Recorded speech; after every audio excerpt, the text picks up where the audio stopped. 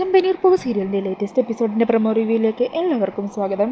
അങ്ങനെ രേവതി പറഞ്ഞതനുസരിച്ച് അച്ഛൻ ജയിലിലാണെന്നറിയുന്ന ശ്രീകാന്ത് ഉടനെ തന്നെ വർഷയും കുട്ടി പോലീസ് സ്റ്റേഷനിലേക്ക് പുറപ്പെടുവാണ്. ഈ സമയം രേവതി SIയുടെ അടുത്ത് വന്ന് പറയണേ, സാർ അച്ഛനെ ഇനിയെങ്കിലും പുറത്തു വിടണം. ഞാൻ കാര്യങ്ങൾ ശ്രീകാന്തിനെ അറിയിച്ചിട്ടുണ്ട്. ശ്രീകാന്തും വർഷവും ഉടനെ തന്നെ ഇവിടെ എത്തും. അച്ഛൻ നിരപരാധിയാണെന്ന് അപ്പോൾ നിങ്ങൾക്ക് മനസ്സിലാവും. അങ്ങനെ രേവതിയോട് പറഞ്ഞു തീരുമ്പോഴേക്കും ശ്രീകാന്ത് വർഷയും കുട്ടി അവിടെ എത്തുവാണ് കേട്ടോ.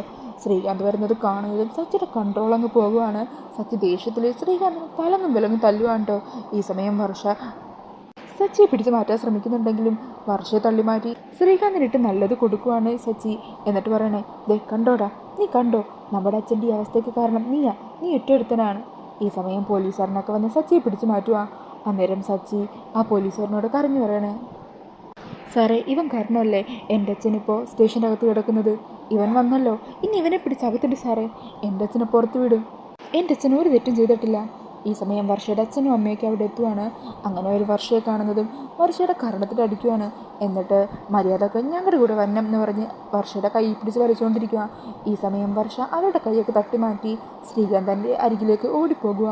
അന്നേരം വർഷയുടെ അച്ഛൻ പറയണേ, എൻ്റെ മോളെ നിർബന്ധിച്ച് കല്യാണം കഴിച്ചാൽ ഇവനെ പിടിച്ച് അകത്തിട്ട് സാറേ. ഇവന് പുറത്തേക്കും കാണിക്കാൻ പാടില്ല, ജയിലിൽ കിടക്കട്ടെ. അന്നേരം വർഷ പറയുക, എന്നെ ആരും നിർബന്ധിച്ചിട്ടൊന്നുമില്ല. ഞാൻ എൻ്റെ സ്വന്തം ഇഷ്ടപ്രകാരം തന്നെയാണ് ശ്രീകാന്തിൻ്റെ കല്യാണം കഴിച്ചതും വീട്ടിൽ നിന്ന് ഇറങ്ങിപ്പോയതും. അതിലിവർക്കാർക്കും ഒരു പങ്കുമില്ല. എൻ്റെ പൂർണ്ണ സമ്മതത്തോടെയാണ് വിവാഹം നടന്നത്. അപ്പോൾ ഇതൊക്കെയാണ് എൻ്റെ ലേറ്റസ്റ്റ് എപ്പിസോഡിൻ്റെ പ്രൊമോയിൽ കാണിക്കുന്നത്. ഈ ഒരു പ്രൊമോ റിവ്യൂ ഇഷ്ടമായിട്ടുണ്ടെങ്കിൽ ഈ ചാനൽ ഒന്ന് സബ്സ്ക്രൈബ് ചെയ്യണേ.